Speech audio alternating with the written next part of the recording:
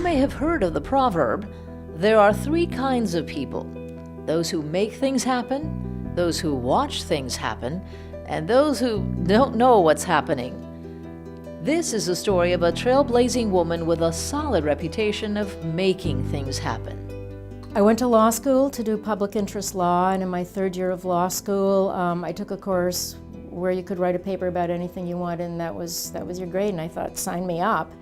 And I ended up writing a paper, and the title of my paper was The Haitian Refugees, a People in Search of Hope. I was hooked. Cheryl Little has been a tireless immigration rights advocate for more than 3 decades.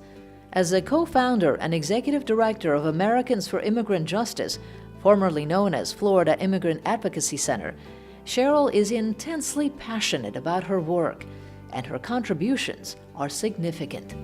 She's been a real leader in this community. God bless her for what she's done. And her impact is just not about Miami. I mean, her impact has been a national impact. She has such integrity throughout the United States. Many people know her, that when she tells them something, they listen. Haiti, 1994. I learned that there were a number of Haitian children who were virtually trapped in Haiti, waiting for their visa interviews. A number of these children had been attending school for years here in the United States and had to go to Haiti for the interviews.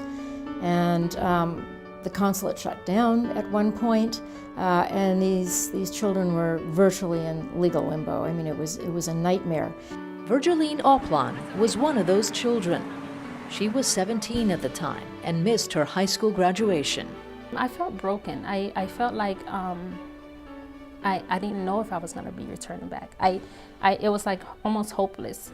But after spearheading a bold media and advocacy campaign, Cheryl successfully reunited Virgiline and some 200 other children with their U.S. citizen or legal resident parents in the U.S.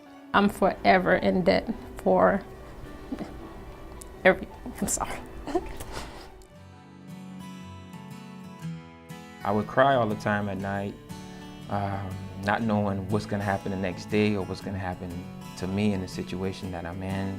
Also in 1994, Cheryl traveled to Guantanamo, where she met then 12-year-old Ronald Aristide. Well, I know you can't really get me in, because everything got to do with money and all the stuff.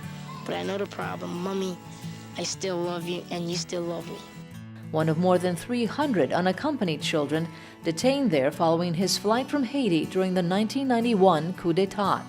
Ronald's mom was a legal resident of the United States and had reached out to Cheryl for help. Ronald was repatriated to Haiti, and he had no family in Haiti. We tracked him down, and again, the Attorney General granted him humanitarian parole, and we reunited him with his mother. She's like my guardian angel. You know, she really, came down, from the heavens and saved my life. 26-year-old Shamir Ali has carved out a life for himself in South Florida. When Shamir was 7, he and his mom entered the U.S. undocumented from Bangladesh. She was deported back there in 2009, and 2 years later, Shamir faced the same fate. Cheryl in Americans for Immigrant Justice heard about my case, and literally within 24 hours, I was released.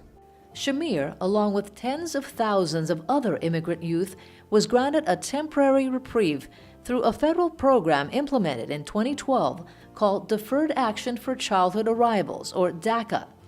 It's no surprise it was Cheryl who took the cause to the media and drafted a memo, which made it to the White House, to make DACA possible. That was one of the happiest days in my legal career, without a doubt, because I knew what that meant for countless kids in this country who've dreamed of, having something like this. And my hope, however, is that they get permanent relief. Until then, Cheryl and Americans for Immigrant Justice are hard at work. Funded by the Children's Trust, the agency's largest program is a children's legal project, which daily serves some 150 children who arrive in South Florida fleeing gang violence, poverty, and abuse in their countries. If we don't take a child's case, then the bottom line is that child is going to be deported. we are their last best hope. There's no question about that. And no matter on which side you stand on the immigration issue, you can expect to see Cheryl Little fighting the good fight, defending what she believes to be right, and fueling the dreams of immigrant youth. From the White House to the courthouse, this legal legend is in relentless pursuit of making things happen.